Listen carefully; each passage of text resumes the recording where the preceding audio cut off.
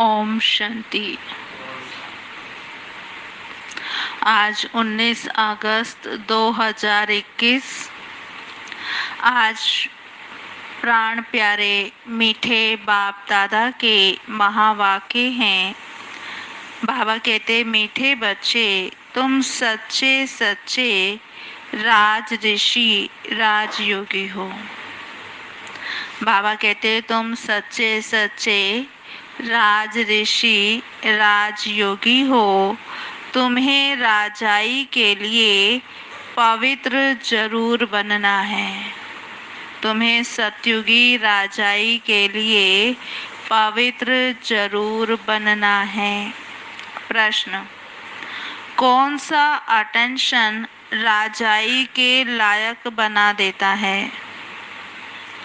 कौन सा अटेंशन राजाई के लायक बना देता है?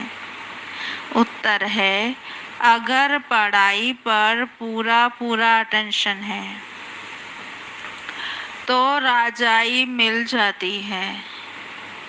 बाप जो सुनाते हैं उसे अच्छी रीति सुनकर धारण करो। बाप ने सुनाया और बच्चों ने सुना तो राजाई मिल जाएगी।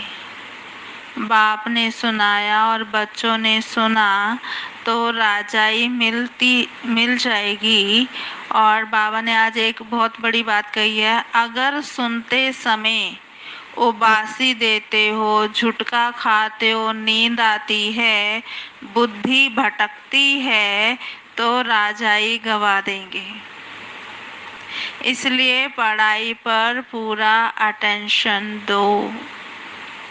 आज का गीत है, हमें उन राहों पर चलना है जहाँ संभलना ही संभलना है। ओम शांति। रूहानी बाप रूहानी बच्चों प्रति समझा रहे हैं। आज बच्चों को हठ योग और राजयोग पर समझाते हैं। एक है हठ योग, एक है राजयोग। तो बाबा ने कहा, बच्चों को तो मालूम है, वह जो भी सिखलाते हैं, दुनिया में जो भी सिखलाते हैं वो सब है हठ योग, क्योंकि वह कर्म सन्यासी है। वास्तव में गृहस्थियों को हठ योग कर्म सन्यास सीखना नहीं है। वह तो है ही निवृत्ति मार्ग वाले। सन्यासी जो है वो निवृत्ति मार्ग वाले हैं। वह धर्म ही अलग है। और तुम्हारा धर्म, बाबा कहते, तुम्हारा धर्म देवी देवता धर्म है। जिन देवी देवताओं ने राजयोग से ही ये राज्य भाग्य पाया है। अभी तुम राज ऋषि हो। ऋषि उन्हों को कहा जाता है जो पवित्र रहते हैं। हम बाबा कहते, ऋषि वह जो पवित्र रहते हैं। और तुम सब कैसे हो? तो क्या कहेंगे? कहेंगे ना, हम अभी पवित्र हैं। अगर पवित्र ना रहे तो उनको ऋषि नहीं कहा जाता। तुम राजाई पाने के लिए पवित्र बनते हो। वह कोई राजाई पाने के लिए पवित्र नहीं बनते। बाबा ने कहा, दुनिया में जो पवित्र बनते हैं, सन्यासी आदि या और भी बहुत लोग पवित्र रहते हैं, वो राजाई पाने के लिए पवित्र नहीं बनते। और तुम जानते हो कि पवित्र दुनिया में हमको पवित्र राजाई थी। भारत में ही 5000 वर्ष पहले देवी देवताओं का पूज्य पवित्र प्रवृत्ति मार्ग था। अभी तो पुजारी पतित बन पड़े हैं। पतित कैसे बने तो वो भी 84 जन्मों का हिसाब है। बाप ने सहज राजयोग हमें सिखलाया है और सिखला रहे हैं। और वही शिव बाबा ही हमको 84 जन्मों का हिसाब भी बतलाते हैं। दूसरे धर्म को संन्यास धर्म वाले क्या जाने। ये है देवी देवताओं का प्राचीन धर्म, वह है पीछे वाला धर्म ना। संन्यास धर्म लास्ट में आया है, द्वापर के लास्ट में या कलयुग के शुरू में, तो पीछे का धर्म है। और जो देवी देवताओं का धर्म है वो तो आदि का धर्म है, पहला धर्म है। तो जो पास्ट हो गए हैं उनको सन्यासी समझ नहीं सकते कि कैसे राजयोग से परमात्मा एक नई सृष्टि रच रहे हैं। तो लास्ट में आने वालों को तो पता नहीं पड़ेगा ना, सीक्रेट नहीं पता पड़ेगा। तो बाबा कहते तुम जानते हो हठ योग भी अनेक प्रकार के होते हैं। द्वापर से भक्ति मार्ग के साथ साथ हठ योग भी शुरू होता है और अभी है फिर राजयोग। वह हठ योग जन्म बाई जन्म सीखते आए हैं ना, हर जन्म में हठ योग सीखा। हाँ, कोई कहते हैं एक टांग पे खड़े हो जाओ, कोई कहते हैं खाली तुलसी का पत्ता लेके 40 दिन का उपवास करते हैं, कोई सांस ऊपर नीचे करते हैं ना, कोई उल्टे ही लटक जाते हैं, क्या क्या नहीं करते हैं, कोई आग पर भी चलते हैं। हठ योग साधना के लिए जंगलों में चले गए, बैठे रहे, मिट्टियां जम गई उनके ऊपर। तो हर एक का अलग अलग है हठ योग। तो बाबा ने कहा राजयोग तो तुम इस एक जन्म में सीखते हो, उनका जन्म बाई जन्म पुनर्जन्म लेकर हठ योग उनको सीखना ही है। और तुमको राजयोग सीखने के लिए पुनर्जन्म नहीं लेना पड़ता। वह राजयोग ना, बाबा ने कहा एक तो तुम बार बार राजयोग सीखने के लिए पुनर्जन्म नहीं लेते हो, लेकिन हठ योग सीखने वाले सिखाने वाले तो बार बार जन्म लेते हैं और हठ योग का ही प्रैक्टिस करते हैं। तो बाबा ने कहा कि यह राजयोग तुम सिर्फ इस संगम युग पर ही सीखते हो। राजाई मिल जाती है, स्वर्ग हो गया तो फिर सब धर्म खत्म हो जाएंगे। तुम राज ऋषि हो। राधे कृष्ण भी पवित्र है ना, कृष्ण को महात्मा भी कहते हैं, महात्मा पवित्र होते हैं। बाबा ने कहा तुम भी अभी महात्मा व राज ऋषि हो। महात्मा अर्थात पवित्र महान आत्मा। ये बातें कोई शास्त्रों में नहीं है, शास्त्र तो बाद में बनते हैं, कहानियों मिसल बैठ लिखते हैं। बाबा ने कहा जो पास्ट हो जाता है वह बैठ खेल बनाते हैं ना, जो बीत गया उसके फिर कहानियाँ लिखी जाती हैं, उसी पर फिर नाटक ड्रामा आदि बनाते हैं। और जो बीत गया वो तो सच्चा तो पता नहीं है किसी को, तो उसमें अपनी मन की बातें जोड़ के भी उस कहानी को इंटरेस्टिंग बनाते हैं। तो इसलिए बाबा ने कहा सच्चा तो नहीं है ना। अब बाप बच्चों को प्रैक्टिकल में पढ़ाते हैं, उनकी फिर हिस्ट्री बनाई है। यादव कौरव पांडव थे ना, तो जरूर संगम पर होंगे। संगम युग की हिस्ट्री बैठ बनाई है। बाबा कहते त्योहार भी अभी संगम युग के हैं। राखी बंधन भी पवित्रता पर है ना, आज हम राखी मना रहे हैं, तो राखी बंधन भी किसकी निशानी है? जो संगम युग पर अभी हम पवित्रता धारण करते हैं इसी की ही निशानी है। और फिर पीछे द्वापर युग से इसका यादगार चला आता है। यहाँ बाप हम सभी को पवित्र बनाकर प्रतिज्ञा कराते हैं। सिख लोग भी कंगन पहनते हैं, तो ये कंगन भी पवित्रता की प्रतिज्ञा की निशानी है। हिंदू लोग भी जनेऊ पहनते हैं, ये जनेऊ भी पवित्रता की निशानी होती है, परंतु पवित्र रहते नहीं हैं ना। निशानियां तो हैं लेकिन रहते नहीं हैं और राखी भी बंधवाते हैं। अर्थ थोड़े ही समझते हैं। आगे तो ब्राह्मण लोग घरों में आकर के राखी बांधते थे और अभी तो बहन भाई को राखी बांधती है और भाई जो है बहन को खर्ची देता है। तो ये सब फैशन अभी पड़ा है। वास्तव में ये त्योहार है पवित्रता की निशानी, पवित्रता की बात है ना। बाप कहते हैं बच्चे काम महाशत्रु है। वह ब्राह्मण लोग कोई ऐसे नहीं समझाते हैं कि अभी बेहद का बाप कहते हैं बच्चे प्रतिज्ञा करो, हम पवित्र बनेंगे, कभी विकार में नहीं जाएंगे। बुलाते भी हो इसलिए कि आकर पतितों को पावन बनाओ। सतयुग त्रेता में कोई नहीं बुलाते हैं, वह है ही राम राज्य। वह ब्राह्मण लोग कोई ऐसे नहीं समझाते हैं। अभी बेहद का बाप हम बच्चों को कहते हैं कि बच्चे प्रतिज्ञा करो कि हम पवित्र रहेंगे, कभी विकार में नहीं जाएंगे।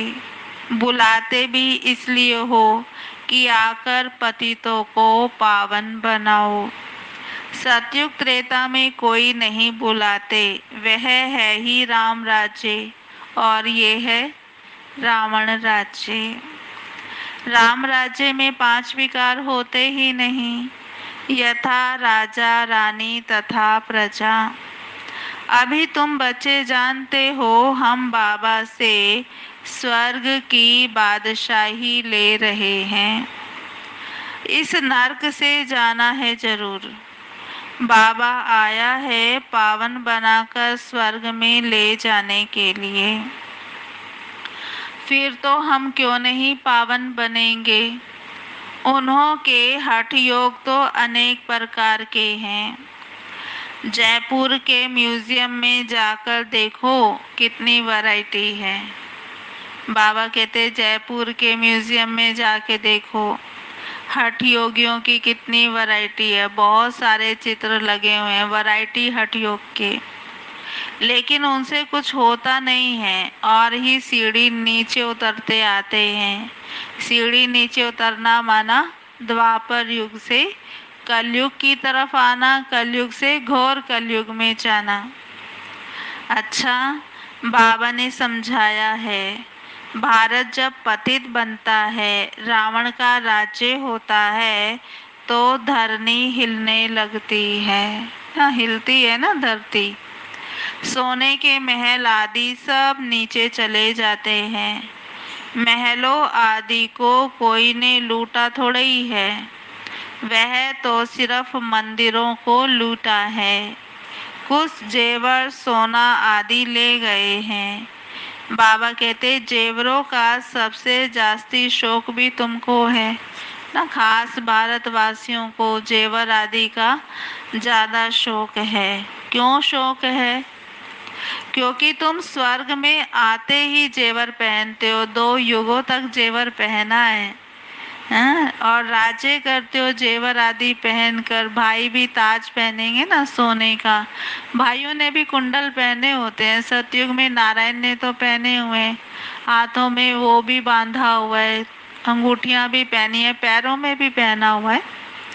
तो बाबा ने कहा देखो और धर्म वाले आते हैं तो बहुत ऐसे मिसाल देखे हुए हैं।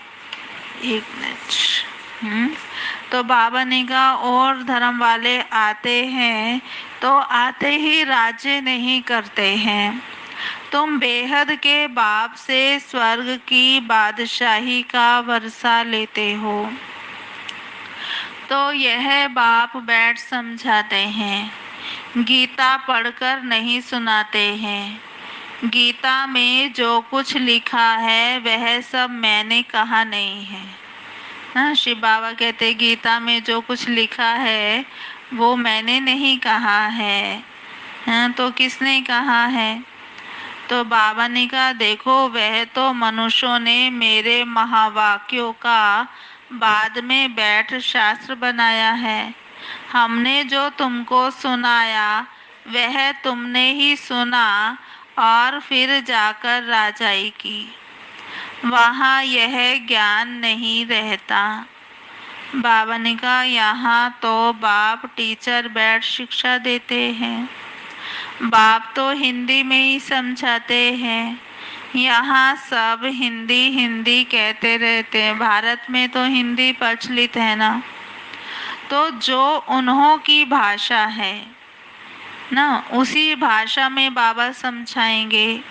वास्तव में प्राचीन भाषा हिंदी ही है, ना कि संस्कृत। ये संस्कृत तो शंकराचार्य के बाद निकली है।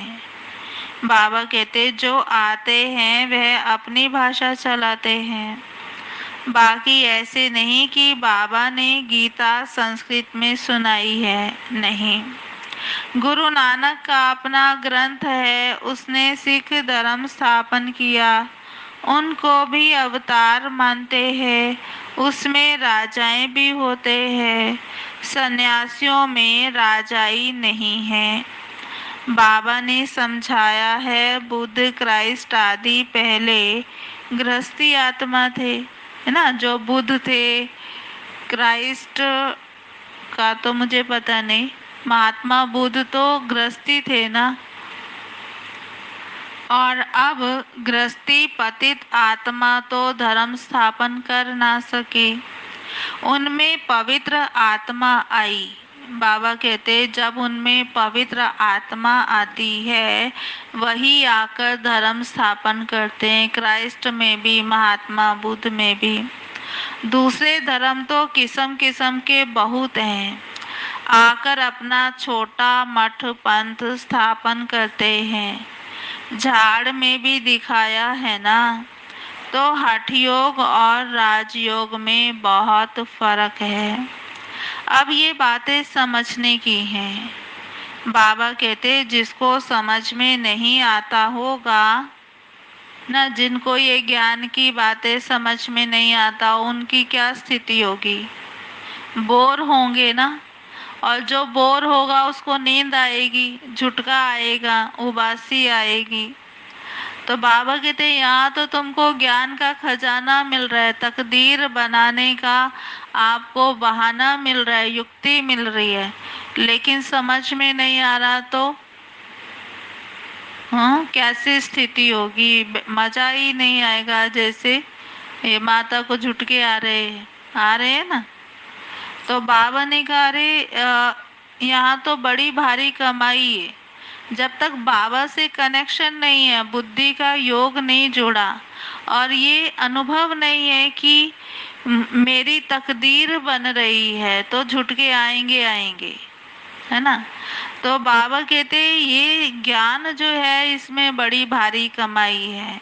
तुम रत्नों से झोली भरते हो, तो ये आंखें खोल कर सुनना होता है। झुटके खाते रहेंगे, बुद्धि बाहर भटकती रहेगी, तो वह राजधानी पा नहीं सकेंगे। तुम हो राज ऋषि। बाबा कहते तुम हो, क्या हो? अपने आप को अनुभव करो, मैं राज ऋषि हूँ, राजाई प्राप्त करने वाला हूँ। बाप राजाई स्थापन करते हैं, श्री कृष्ण तो नहीं करते। कृष्ण का तो बाप का, कृष्ण क्या करता है? कृष्ण तो बाप से वर्षा लेता है, राजाई लेता है। अब तुम्हारा बाप है निराकार, जिससे वर्षा ले रहे हो विश्व की बादशाही का। कितना तुम साहूकार बनते हो। यहाँ एक ही बाप आकर राजयोग सिखलाते हैं। सो भी घूमो फिरो खाओ पियो, सिर्फ बाप को याद करो ना। बाबा कहते घूमो फिरो खाओ पियो, लेकिन क्या करो? बाप को याद करो। साहूकार जरूर अच्छी रीति खाएंगे ना। जो साहूकार होते हैं वो तो वैरायटी महंगा महंगा भी खाते हैं, वह तो अपनी कमाई का फल खाते हैं। मालपूड़ा खाओ, रोटी खाओ, लेकिन कैसे खाओ? शिव बाबा की याद में रहकर खाओ। भल कुछ भी खाओ। पैसा तब किसके लिए है? बाबा कोई खाने के लिए मना नहीं करता है, लेकिन सिर्फ क्या करना है? बाप से हमें योग लगाना है। इस राजाई स्थापन करने में खर्चा नहीं है। उस लड़ाई आदि में कितना खर्चा होता है? एरोप्लेन पर कितना खर्चा होता है? गिरते हैं तो एकदम खत्म हो जाता है ना। एरोप्लेन बनाने में कितना खर्चा, फिर उसमें कितने लोग, कितना नुकसान हो जाता है। तो बाप कहते हैं चलते फिरते बाप को याद करो, स्वदर्शन चक्र फिराते रहो। हमने 84 जन्म पूरे किए हैं, अब चले वतन की ओर। घर जाकर फिर आकर राजाई करेंगे। तुम एक्ट्रेस हो। तुम सब कौन हो? एक्टर होते हैं ना, तो अपने पार्ट पर उनका बहुत अटेंशन रहता है कि हमारा हर एक्शन, हर बोल, हर कर्म बहुत परफेक्ट होना चाहिए। तो फिर वो एक्टर बनते हैं, एक्यूरेट होना चाहिए। तो बाबा ने कहा तुम इस सृष्टि के एक्टर हो। तो एक्टर हैं तो हमारा जीवन कैसा होना चाहिए? बहुत परफेक्ट। उनको हर एक्शन पे अपना अटेंशन रहता है कि हम चल रहे हैं तो कैसे चलना है, बैठे हैं तो कैसे बैठना है, खाना है तो कैसे खाना है। हर एक सीन शूट होता है। तो बाबा ने कहा तुम इस सृष्टि के एक्टर हो, तुम्हारा भी हर एक सीन शूट हो रहा है।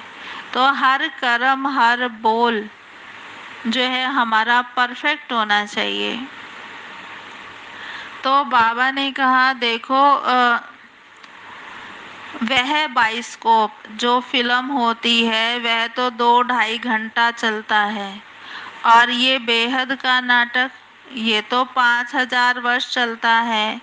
इनको मनुष्य जान सकते हैं। ये दुनिया है कांटों का जंगल, और बड़े ते बड़ा कांटा है विकार का, जो आदि मध्य अंत दुख देता है।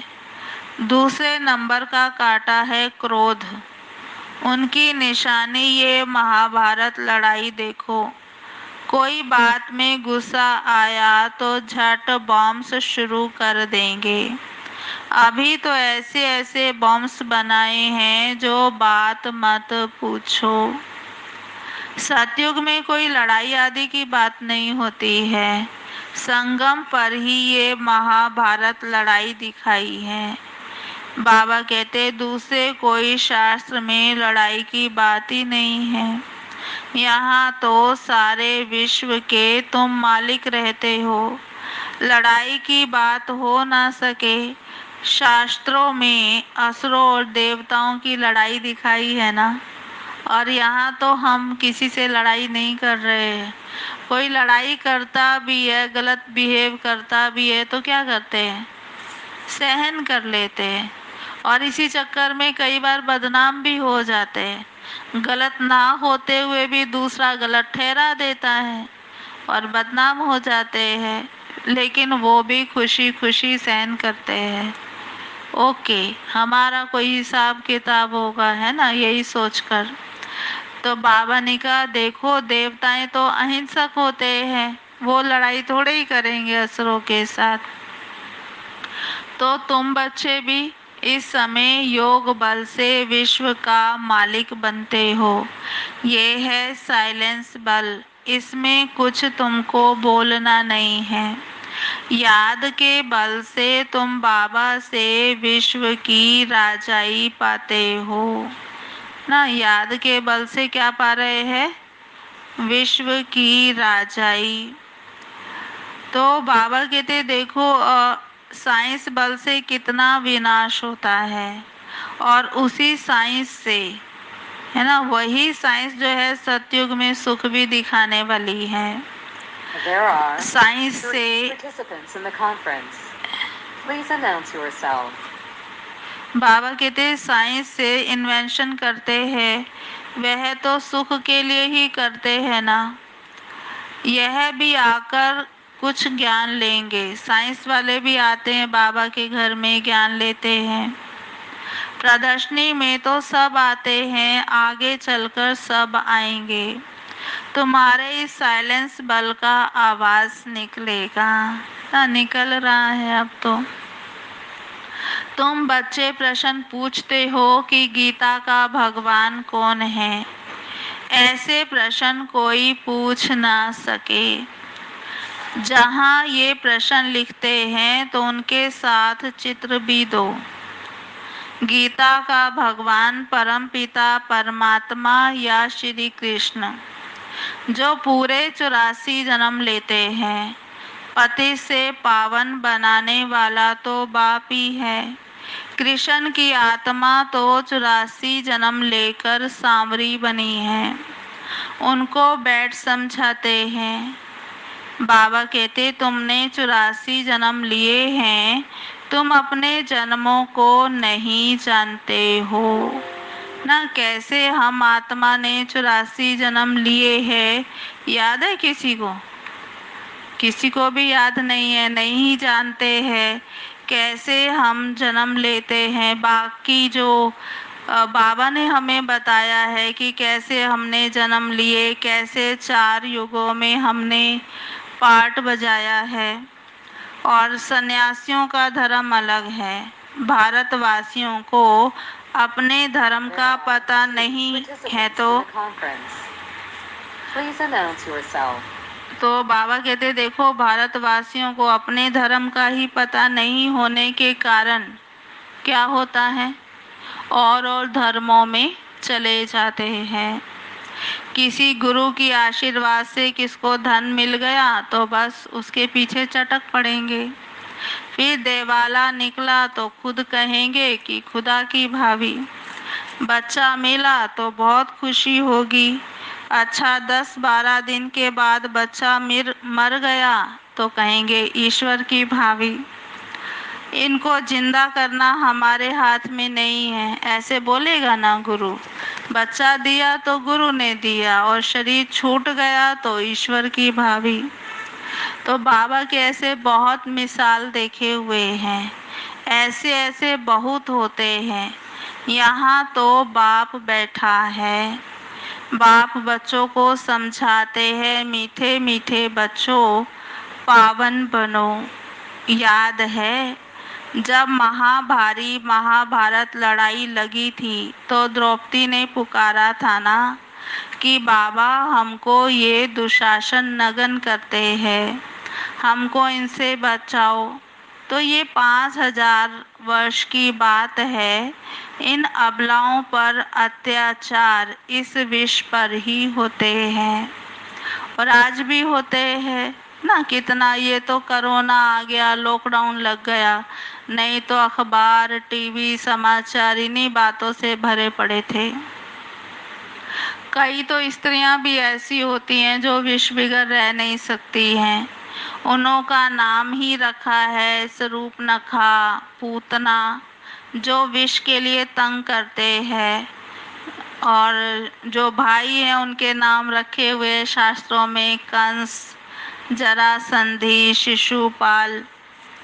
बाबा कहते ये सब विनाश को पाते ही हैं और पाना ही है ना। जो इस टाइप के होते हैं, जिनकी वृत्तियां सही नहीं है, कर्म नहीं है सही, दृष्टि सही नहीं है, उनका क्या होगा? उनकी रिजल्ट क्या निकलेगी? आउटपुट क्या निकलेगा ना? आउटपुट तो यही निकलेगा कि विनाश को पाना ही है। इस समय है आसुरी रावण राज्य, फिर होगा ईश्वरीय राज्य। इस सारे चक्र को तुम बच्चे जान गए हो। बाबा ने कहा कैसे 84 जन्म लेते हैं, ये भूलता तब है। कब भूलते हैं हम? बाबा ने कहा ये भूलता तब है जब विकार में जाते हैं, और विकार में जाने वाले का मुंह पीला हो जाता है। खुद ही समझते हैं कि हमने ये क्या किया। बाबा कहते कि देखो बच्चे इस विषय गटर में मत जाओ। भगवानुवाच है। हाँ, भगवानुवाच क्या है? काम महाशत्रु है। हर एक चित्र से पहले तो ये लिखो, क्या लिखना हर एक चित्र से पहले? कि ज्ञान सागर पतित पावन गीता ज्ञानदाता शिव भगवानुवाच, कि ये जो ज्ञान दिया जा रहा है इन चित्रों में, वो ज्ञान सागर, जिन्होंने गीता ज्ञान दिया वही भगवान अभी ये ज्ञान दे रहा है। तो फिर किशन का नाम उड़ जाएगा। हमको गीता का भगवान बैठ ये बतलाते हैं, वही ज्ञान हम लेते हैं। भगवान ही आकर नई दुनिया स्थापन करते हैं और पुरानी दुनिया का विनाश होता है। रुद्र ज्ञान यज्ञ है ना, असुल है शिव बाबा, रुद्र बाबा नहीं कहेंगे। बॉम्बे में बाबरी नाथ का भी मंदिर है। अब बबुल कहा जाता है कांटों को ना, बबुल का पेड़ होता है जिसमें लंबे लंबे कांटे होते हैं। तो भगवान इस समय क्या कर रहा है? हमको कांटे से फूल बना रहा है। इसलिए उसके, क्योंकि परमात्मा इस समय हमें कांटे से फूल बनाता है, इसलिए उसका नाम बबुल नाथ भी रख दिया और उसके नाम का एक मंदिर भी बना दिया, बाबरी नाथ। ऐसा तो बाबा ने कहा कोई भी समझते नहीं है कि बाबरी नाथ बबुल नाथ क्यों कहा जाता है। चित्र तो अंदर में शिव का ही है ना। बाकी जो अनेक नाम रख दिए हैं कि शिव बाबा ही आकर कांटों के ना, शिव बाबा ही आकर हमको कांटों से, ये जो कांटों का जंगल बन गया आज की दुनिया, आकर फूलों का बगीचा बनाते हैं। और वही तुम्हारा बाबा है, बगीचा बनाने वाला, जिसका नाम है शिव। शिव परमात्मा नमः कहते हैं ना। और ब्राह्मणों के लिए कहते हैं ब्राह्मण देवी देवताए नमः। अक्षर बिल्कुल क्लियर हैं। अब वह परम पिता परमात्मा बैठ रथ द्वारा समझा रहे हैं, हूँ बहू, जैसे लौकिक बाप समझाते हैं बच्चे, हमारे कुल को कलंक नहीं लगाना, कोई खराब काम नहीं करना, ये बाबा भी कहते हैं। बच्चे विकार में तो कभी नहीं जाना, पवित्र बनने बिगड़ स्वर्ग में ऊंच पद पा नहीं सकेंगे। बहुत जबरदस्त कमाई तुम कर रहे हो, बाकी सब गवा रहे हैं। भल कोई के पास पदम है, बड़े बड़े महल भी बना रहे हैं, लाखों रुपए भी खर्च करते हैं, लेकिन तुम समझते हो ये सब है वेस्ट ऑफ टाइम। यह कुछ भी काम नहीं आएगा, सब खत्म हो जाएगा। वह तो समझते हैं कि 10-20 हजार वर्ष चलेंगे। बाबा कहते तुम बच्चे जानते हो मौत तो सामने खड़ा है सिर पर।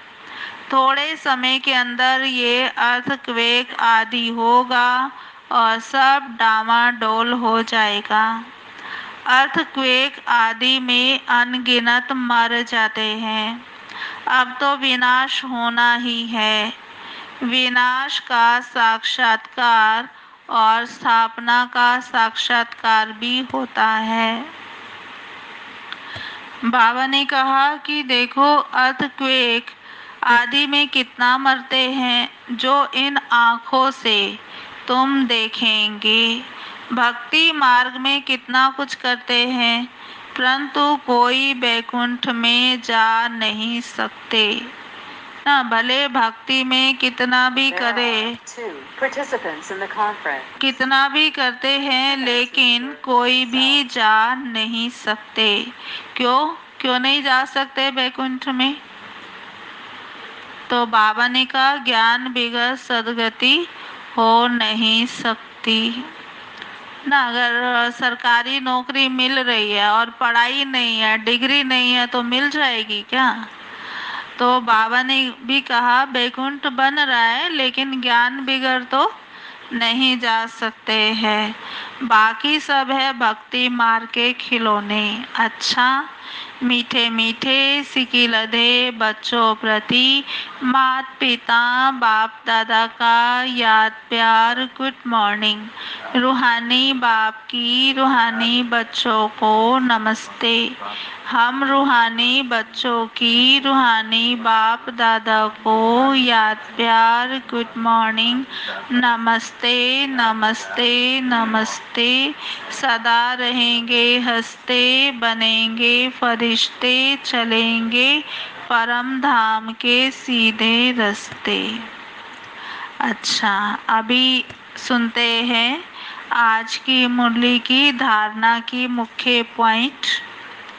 पहला है, कुल कलंकित करने वाला कोई भी खराब काम नहीं करना है।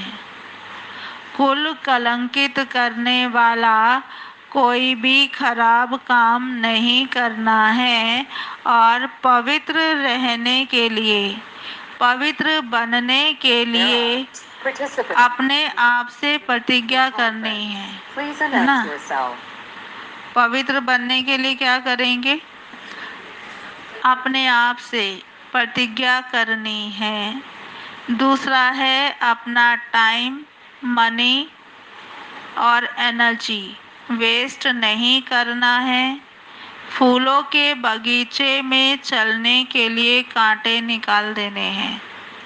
अपना टाइम, मनी, एनर्जी वेस्ट नहीं करनी है। फूलों के बगीचे में चलने के लिए कांटे निकाल देने हैं। और आज का वरदान है, पहले आपके पाठ द्वारा ताजधारी बनने वाले चतुर सुजान भव। पहले आप के पाठ द्वारा ताजधारी बनने वाले चतुर सुजान भव। लेकिन आजकल उल्टा हो गया है, पहले मैं हो गया है, पीछे आप। लेकिन बाबा ने कितनी अच्छी युक्ति बताई है, पहले आपके पाठ द्वारा ताजधारी बनने वाले चतुर सुजान भव। विस्तार है, जैसे बाप दादा अपने को ओबीडियंट सर्वेंट कहते हैं। सर्वेंट कहने से ताजधारी स्वतः बन जाते हैं। जैसे आप बच्चे भी स्वयं नम्रचित बनकर दूसरे को श्रेष्ठ सीट दे दो, उनको सीट पर बिठाएंगे तो वह उतर कर आपको स्वतः ही बिठा देंगे। अगर आप बैठने की कोशिश करेंगे तो वह बैठने नहीं देगा। इसलिए बिठाना ही बैठना है। तो पहले आपका पाठ पक्का करो, फिर संस्कार भी सहज ही मिल जाएंगे, ताजधारी भी बन जाएंगे। यही चतुर सुजान बनने का तरीका है। इसमें मेहनत भी नहीं है और प्राप्ति भी ज़्यादा है। और आज का स्लोगन है, अंतर्मुखी एकांतवासी बनने वाली श्रेष्ठ आत्मा ही अव्यक्त स्थिति का अनुभव करती है। अंतर्मुखी एकांतवासी बनने वाली श्रेष्ठ आत्मा ही अव्यक्त स्थिति का अनुभव करती है। अच्छा, ओम शांति। ओम शांति। आज की मुरली के स्वमान। पहला, मैं आत्मा राज ऋषि हूँ। मैं आत्मा राज ऋषि हूँ। दूसरा स्वमान, मैं आत्मा राज योगी हूँ। मैं आत्मा राज योगी हूँ। तीसरा, मैं आत्मा पवित्र हूँ। मैं आत्मा पवित्र हूँ। चौथा स्वमान, मैं आत्मा एक्टर हूँ। मैं आत्मा एक्टर हूँ। पांचवा, मैं आत्मा ज्ञान रत्नों से झोली भर रही हूँ। मैं आत्मा ज्ञान रत्नों से झोली भर रही हूँ। छठा, मैं आत्मा स्वदर्शन चक्रधारी हूँ। मैं आत्मा स्वदर्शन चक्रधारी हूँ। सातवां, मैं आत्मा कांटे से फूल बन रही हूँ। मैं आत्मा कांटे से फूल बन रही हूँ। आठवां स्वमान, मैं आत्मा ओबीडिएंट सर्वेंट हूँ। मैं आत्मा ओबीडिएंट सर्वेंट हूँ। नौवां, मैं आत्मा अंतर्मुखी एकांतवासी हूँ। मैं आत्मा अंतर्मुखी एकांतवासी हूँ। ओम शांति। अभी सुनते हैं दादी जी की 19वीं विशेषता। दादी प्रकाश मणि बड़ी दिल, विशाल दिल और सदा रहम दिल रही। दादी जी फ्राक दिल बनकर रही। बाबा के घर में जो भी आता उनकी हर प्रकार से खातिरी करती थी। बड़ी दिल से सबकी पालना करती। दादी जी विशाल दिल, रहम दिल, स्नेह का सागर बनकर रही। उनका रहम निस्वार्थ और ज्ञान युक्त था। वे कभी किसी में फंसी नहीं और ना ही अपने में किसी को फंसने दिया। वे सदा सतगुरु बाबा की श्रीमत को सिर माथे पर रख संपन्न और संपूर्ण बन गई। हमें भी उनके कदम पर कदम रख समान बनना है। अच्छा जी, ओम शांति। आज सतगुरुवार है। अभी हम बाबा को भोग स्वीकार कराएंगे। आप भी भोग स्वीकार कराइएगा। ओम शांति।